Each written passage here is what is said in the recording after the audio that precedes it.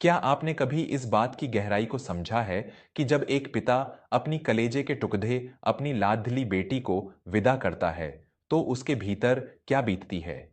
वह एक अनजान परिवार पर भरोसा करके अपनी जीवन भर की पूंजी उन्हें सौंप देता है। एक लड्डेचकी अपना घर, अपना आंगन, अपने माता-पिता सब कुछ छोड़ कर एक नए घर को अपना बनाने आती है। लेकिन क्या होता है जब उसी घर में उसे बेटी की जगह एक दासी, एक नौकरानी या एक बोझ समझा जाने लगे? क्या होता है जब एक सास अपने अहंकार में यह भूल जाती है कि जो बहू आज उसके सामने सिर झुकाए खड़ी है, वह साक्षात गृहलक्ष्मी है?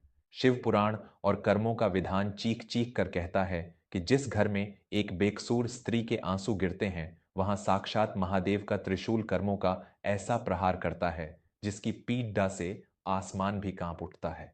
नमस्कार दोस्तों, मैं हूं आपका अपना विवेक वर्मा और आप सुन रहे हैं वर्मा स्टोरीज। आज की यह कथा कोई साधारण कहानी नहीं है। यह हर उस घर की सच्चाई है जहां आज भी दहेज और अहंकार के नाम पर एक बहू की आत्मा को रोज सताया जाता है। आज मैं आपको बताऊंगा कि जब कोई सास अपनी शक्ति और रुतबे का घमंड दिखाकर अपनी बहू को खून के आंसू रुलाती है, तो भगवान शिव उसे इस लोक और परलोक में कौन सी खौफनाक सजा देते हैं। अपने हृदय की धड़कनों को थाम लीजिए, क्योंकि आज की यह कथा आपके जीवन को देखने का नजरिया हमेशा के लिए बदल देगी। कहानी की शुरुआत होती है शिवगढ़ नाम के एक संपन्न गांव से। इसी गांव में एक बहुत बद्धी और आलीशान हवेली थी, जिसकी मालकिन थी कांताबाई। कांताबाई के पास अथाह दौलत थी, लेकिन उनका स्वभाव उतना ही क्रूर, घमंडी और कठोर था। पूरे गांव में उनके नाम का खौफ था। उनका एक ही बेटा था, सुधाकर। सुधाकर स्वभाव से बहुत सीधा था, लेकिन अपनी मां के खौफ के कारण वह कभी उनके सामने मुंह नहीं खोलता था। कांताबाई ने सुधाकर का विवाह एक बहुत ही गरीब लेकिन अत्यंत संस्कारी और शिवभक्त लड्ढेचकी से करवाया, जिसका नाम मीनाक्षी था। मीनाक्षी के पिता एक साधारण पुजारी थे।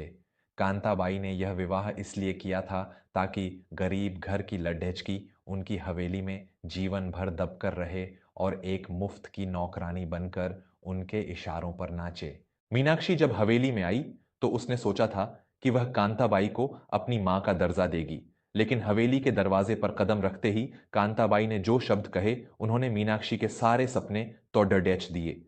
सुन ले ओ पुजारिन की बेटी, ये हवेली तेरे बाप की झोपड़ी नहीं है। यहां अगर रहना है तो मेरी दासी बनकर रहना होगा। तेरे बाप ने दहेज में दिया ही क्या है? कुछ फटे पुराने कपड़े और दो चार बर्तन। आज से इस घर का सारा काम तू करेगी, और अगर कोई गलती हुई तो तेरा वह हाल करूंगी कि तूने सोचा भी नहीं होगा। मीनाक्षी की आंखों में आंसू आ गए, लेकिन उसने चुपचाप सिर झुका लिया। उस दिन के बाद से मीनाक्षी का जीवन एक नर्क बन गया। सुबह 4 बजे उठकर पूरे घर की सफाई करना, लकड़ियां काटना, कुएं से पानी लाना और सबके लिए भोजन बनाना। इन सब के बावजूद कांताबाई उसे कभी भरपेट खाना नहीं देती थीं। अगर खाने में नमक जरा भी कम हो जाता तो कांताबाई भरी हुई थाली मीनाक्षी के मुंह पर फेंक मारती थीं। अंधी है क्या, तुझे खाना बनाना तक नहीं आता? मनहूस लड्डच की, जब से आई है मेरे घर की शांति छीन ली है। सुधाकर यह सब देखता, लेकिन अपनी मां के डर से वह एक शब्द नहीं बोलता। वह चुपचाप वहां से उठकर चला जाता। मीनाक्षी रात के अंधेरे में अपनी कोठरी में जाती, जहां उसने एक छोटा सा मिट्टी का शिवलिंग रखा हुआ था। वह उस शिवलिंग को सीने से लगाकर फूट फूट कर रोती। हे मेरे भोलेनाथ, हे मेरे महादेव, मैंने ऐसा कौन सा पाप किया है जिसकी सजा मुझे मिल रही है? मैं अपनी सास की हर गड्ढवी बात सहती हूँ, उनकी हर आज्ञा मानती हूँ, फिर भी उनके हृदय में मेरे लिए दया क्यों नहीं है? मेरे महादेव, मुझे शक्ति दो। समय बीतता गया और कांताबाई के जुल्म बढ़ते गए। एक दिन सावन का पवित्र सोमवार था। मीनाक्षी ने महादेव का निर्जला व्रत रखा था। वह सुबह से भूखी प्यासी घर के सारे काम कर रही थी। शाम के समय जब वह शिव पूजा की तैयारी कर रही थी, तब कांताबाई वहां आ धमकी। कांताबाई को मीनाक्षी का यह पूजा पाठ और उसकी यह शांति बिल्कुल पसंद नहीं थी। कांताबाई ने गुस्से से पूजा की थाली को लात मार दी। सारे फूल, बिल्वपत्र और सिंदूर जमीन पर बिखर गए। बड्डी आई भक्तानी, यह ढोंग मुझे मत दिखा। काम से बचने के लिए व्रत का बहाना करती है। जा, जाकर पीछे के अहाते में रखा सारा अनाज आज ही पीस कर रख। जब तक वह पूरा नहीं होगा तुझे अन्न का एक दाना नहीं मिलेगा। मीनाक्षी रोने लगी। वह सुबह से प्यासी थी, उसका शरीर टूट रहा था। मांझी, आज सावन का सोमवार है, मुझे महादेव की पूजा कर लेने दीजिए। मैं रात भर जागकर वह अनाज पीस दूंगी। कृपया मेरी पूजा खंडित मत कीजिए। मीनाक्षी ने कांताबाई के पैर पकड़ डेच लिए, लेकिन कांताबाई ने उसे जोरदार धक्का दिया। मीनाक्षी का सिर दीवार से टकराया और उसके माथे से खून बहने लगा। वह वहीं बेसुध होकर गिर पड़ी। उसी क्षण हवेली के बाहर अचानक आसमान में घने काले बादल छा गए। बिजली इतनी जोर से कड़ाच की कि पूरी हवेली हिल गई। कांताबाई घबरा गई। अचानक हवेली के दरवाजे पर एक भयंकर आवाज गूंजी। वहां एक अत्यंत विशाल और क्रोधी अघोरी साधु खंडीते थे। उनके शरीर पर भस्म लगी थी, आंखों में साक्षात ज्वाला धधक रही थी और हाथ में एक भारी त्रिशूल था। यह अघोरी कोई और नहीं बल्कि साक्षात शिव के गण भस्मनाथ थे। कांताबाई डरते हुए दरवाजे पर आई और बोली, कौन हैं आप और इस तरह मेरे घर में बिना अनुमति के क्यों चले आए? अघोरी भस्मनाथ ने अपने त्रिशूल को जमीन पर जोर से पटका। तेरा घर? मूर्ख स्त्री, जिस घर में साक्षात जगदम्बा का रूप एक पराई बेटी खून के आंसू रोती है, वह घर नहीं बल्कि श्मशान बन जाता है। तूने आज शिव की आराधना को लात मारी है और शिव की एक सच्ची भक्त का रक्त बहाया है। अब तेरे कर्मों का घट भर चुका है। कांताबाई का सारा अहंकार चकनाचूर हो गया। वह कुछ समझ पाती उससे पहले ही अघोरी भस्मनाथ ने अपना कमंडल उठाया और उसमें से अभिमंत्रित जल कांताबाई के ऊपर फेंक दिया। जल की बूंदें पड डहते ही कांताबाई के शरीर में भयंकर आग जैसी जलन होने लगी। ऐसा लगा जैसे किसी ने उसके पूरे शरीर पर खौलता हुआ तेल डाल दिया हो। वह दर्द से चीखती हुई जमीन पर गिर पड़ी। उसकी आवाज उसके गले में ही घुट गई। वह बोलना चाहती थी, लेकिन उसके मुंह से केवल दर्द की कराहें निकल रही थीं। सुधाकर भागता हुआ आया। अपनी मां की यह हालत देखकर वह अघोरी के पैरों में गिर पड़ा। हे महात्मा, मेरी मां को क्षमा कर दीजिए। उन्हें यह कैसी बीमारी लग गई है? इन्हें बचाइए बाबा। अघोरी भस्मनाथ की आंखें क्रोध से लाल थीं। उन्होंने सुधाकर को घूरते हुए कहा, तू भी अपनी मां के इस पाप में बराबर का भागीदार है सुधाकर। जो पति अपनी पत्नी की रक्षा नहीं कर सकता, जो अन्याय देखकर भी मौन रहता है, वह कायर है। तुम्हारी मां को कोई बीमारी नहीं लगी है, बल्कि यह शिव का वह भयंकर दंड है जो हर उस सास को मिलता है जो अपनी बहू पर अत्याचार करती है। अघोरी भस्मनाथ ने शिव पुराण का वह परम रहस्य खोला जिसे सुनकर वहां मौजूद हर इंसान की रूह कांप उठी। सुनो कांताबाई, शिव पुराण और गरुड़ पुराण में महादेव ने स्पष्ट कहा है कि जो स्त्री अपने घर आई बहू को अपनी बेटी नहीं समझती, जो उसे भूखा रखती है और उसे ताने मारकर रुलाती है, उसे इस लोक और परलोक में 3 भयंकर सजाएं भुगतनी पड़ती हैं। अघोरी भस्मनाथ ने एक एक करके वे सजाएं बतानी शुरू की। पहली सजा, जीवित रहते हुए असाध्य रोग। जिस तरह तूने मीनाक्षी की आत्मा को जलाया है, उसी तरह इस जन्म में तेरे शरीर को एक ऐसा रोग जग देगा जिसका कोई इलाज दुनिया के किसी वैद्य के पास नहीं होगा। तेरे शरीर में कीड़े पधेंगे, तू एक एक बूंद पानी के लिए तरसेगी, लेकिन तुझे मौत नहीं आएगी।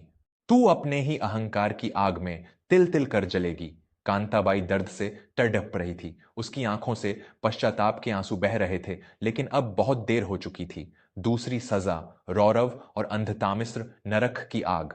अघोरी बाबा की आवाज बादलों की तरह गरज रही थी। जब तू मरेगी तो यमदूत तुझे रौरव नरक में ले जाएंगे। वहां तुझे खौलते हुए तेल के कड्डाहों में डाला जाएगा। मीनाक्षी के जितने आंसू इस घर में गिरे हैं, उतने ही युगों तक तुझे उस खौलते तेल में पकाया जाएगा। तू चीखेगी, लेकिन वहां कोई तेरी पुकार सुनने वाला नहीं होगा। सुधाकर यह सुनकर थर थर कांप रहा था। और तीसरी तथा सबसे खौफनाक सजा, अगला जन्म। अघोरी भस्मनाथ ने आगे कहा, जब नरक की सजा पूरी होगी तो तुझे दोबारा मनुष्य का शरीर नहीं मिलेगा। शिव पुराण के अनुसार अपनी बहू को प्रताड़ित करने वाली सास को अगले जन्म में एक जोंक, लीच या बिच्छू की योनि मिलती है।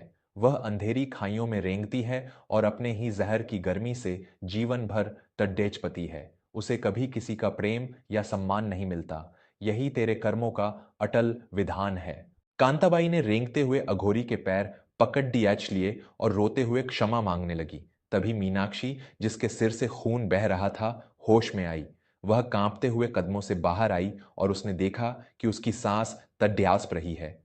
मीनाक्षी के मन में कांताबाई के लिए कोई नफरत नहीं थी, उसका हृदय अत्यंत पवित्र था। मीनाक्षी ने अघोरी भस्मनाथ के सामने हाथ जोड़ दिए और रोते हुए बोली, हे महात्मा, मेरी सास को क्षमा कर दीजिए। मैं इन्हें कोई सजा नहीं देना चाहती। एक बेटी कभी अपनी मां को दर्द में नहीं देख सकती। इन्होंने अज्ञानता में ऐसा किया है। आप शिव के गण हैं, मुझ पर कृपा कीजिए और इनके प्राण बख्श दीजिए। मीनाक्षी की यह करुणा और उसकी पवित्रता देखकर अघोरी भस्मनाथ शांत हो गए। उनकी आंखों की ज्वाला एक कोमल चमक में बदल गई। पुत्री मीनाक्षी, धन्य है तेरी आत्मा और धन्य है तेरी शिव भक्ति। जिस सास ने तुझे खून के आंसू रुलाए, तू आज उसी के प्राणों की भीख मांग रही है। महादेव तेरी इस करुणा से अत्यंत प्रसन्न है, लेकिन प्रकृति का नियम बदला नहीं जा सकता। कर्मों का फल तो कांताबाई को भुगतना ही पड़ेगा। अघोरी ने कांताबाई की ओर देखकर कहा, तुझे मीनाक्षी की प्रार्थना के कारण परलोक के नरक से तो मुक्ति मिल जाएगी, लेकिन इस जन्म में तुझे अपने पापों का प्रायश्चित करना ही होगा। तेरा यह शारीरिक कष्ट तब तक दूर नहीं होगा जब तक तू सच्चे मन से इस बेटी के चरणों में झुककर माफी नहीं मांगेगी और इसके सारे घावों को अपने आंसुओं से नहीं धोएगी। इतना कहकर अघोरी भस्मनाथ वहीं एक तेज प्रकाश के साथ अंतर्धान हो गए। कांताबाई का सारा घमंड मिट्टी में मिल चुका था। वह रेंगते हुए मीनाक्षी के पास गई और उसके दोनों पैर पकड़ डयेच कर फूट फूट कर रोने लगी। मुझे माफ कर दे मेरी बच्ची, मैं अहंकार में अंधी हो गई थी। तूने मेरे जैसे पापी के लिए प्रार्थना की। मैं सास नहीं, एक डायन थी जिसने एक देवी को रुलाया। मुझे माफ कर दे मीनाक्षी। मीनाक्षी ने अपनी सास को गले लगा लिया और उसके आंसू पोंछे। सुधाकर भी अपनी पत्नी के सामने हाथ जोड़ाकर रोने लगा और अपनी कायरता की माफी मांगने लगा। उस दिन के बाद से शिवगढ़ की वह हवेली पूरी तरह बदल गई। कांताबाई का शारीरिक कष्ट मीनाक्षी की सेवा और महादेव की कृपा से धीरे धीरे कम होने लगा। कांताबाई ने घर की सारी चाबियां और सारा अधिकार मीनाक्षी को सौंप दिया। जो कांताबाई कल तक मीनाक्षी को नौकरानी समझती थी, आज वह उसे अपनी सगी बेटी से भी ज्यादा प्रेम और सम्मान देती थी। उसने अपना शेष जीवन महादेव की भक्ति और गरीबों की सेवा में लगा दिया, ताकि वह अपने पुराने पापों को धो सके। यह कथा हमें एक बहुत ही अटल और कड़िडी डेचवा सत्य सिखाती है।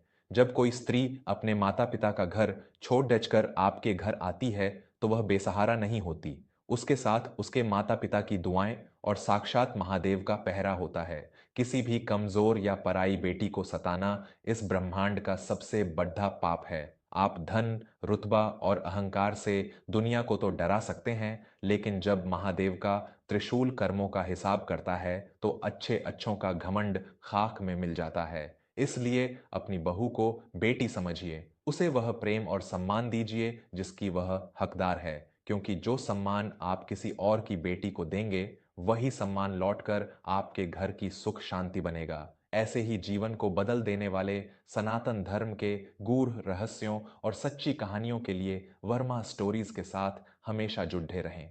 मैं विवेक वर्मा अब आपसे विदा लेता हूं। अगले भाग में फिर मिलूंगा एक नए रहस्य और एक नई सीख के साथ।